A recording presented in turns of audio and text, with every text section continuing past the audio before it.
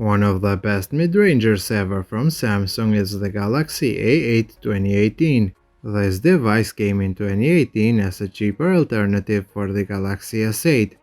I remember when I first got it, I was stunned by the build quality even though it wasn't a flagship. I posted many videos for this device and they are some of the most popular videos on this channel. This just shows me that this phone is still very popular.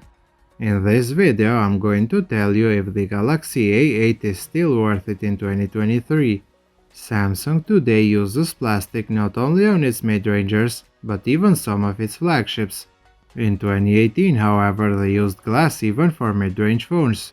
This is the case even on the A8, because this device is made of glass and aluminum, therefore it still feels very premium.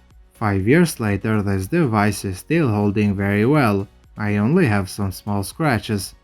On the front it looks a little bit outdated because the bezels are bigger, but considering the time this device was released, this isn't really a big deal. The Galaxy A8 is also IP68 water and dust resistant. The Samsung Galaxy A8 has a 5.6-inch Full HD Super AMOLED display. For 2023 standards, the display of the A8 is very compact, so it is perfect for people who like small phones. That aside, the display of the A8 is still great. It is very sharp and has vibrant colors, but it doesn't get that bright outside.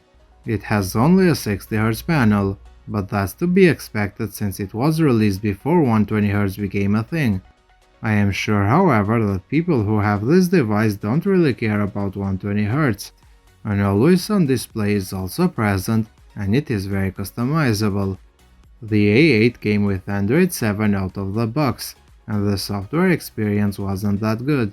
It became a lot better with One UI, but sadly Android 9 is the last version of this device. So if you use it in 2023 you won't get any updates. It is powered by a mid-range Exynos chip, and honestly it does show its age. It is still good for scrolling through social media, but when doing heavier tasks or when playing games it gets very hot and it lags a lot. It has only 4GB of RAM, and it doesn't keep a lot of apps open in the background. The base storage is 32GB, but it does support expandable storage. On the back, the A8 has a single 16MP camera. In daylight, image quality is just okay. Pictures taken with it are sharp with vivid colors, but the dynamic range is weak. It doesn't have a night mode, so in low light the results aren't that good. In places with plenty of light it kind of takes somewhat usable pictures, but when there is less light it just fails. Video is also on the weak side.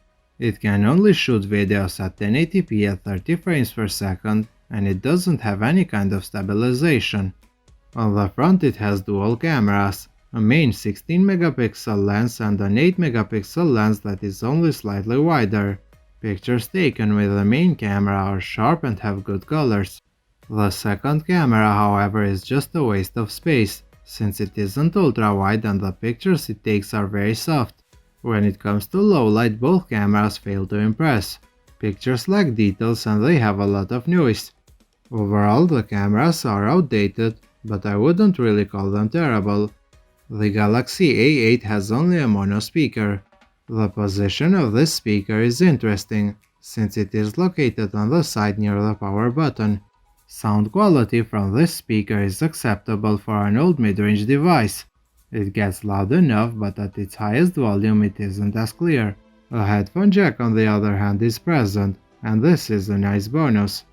The A8 2018 has a 3000 mAh battery capacity. The battery life of this device isn't good in 2023. If you are a light user, you can maybe stretch it through a day with a single charge. If you use it, however, just a little bit more, it will drain the battery quick. I used it as a backup device, and it barely got me through a day only a couple of times. It does support 15 watts of charging, which is very normal for an old mid-range device.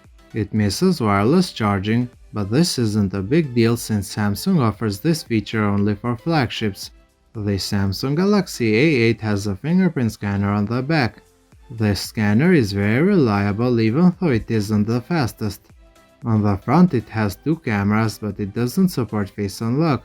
If you don't want to use the fingerprint scanner, the only way to secure this phone is with a PIN or a password.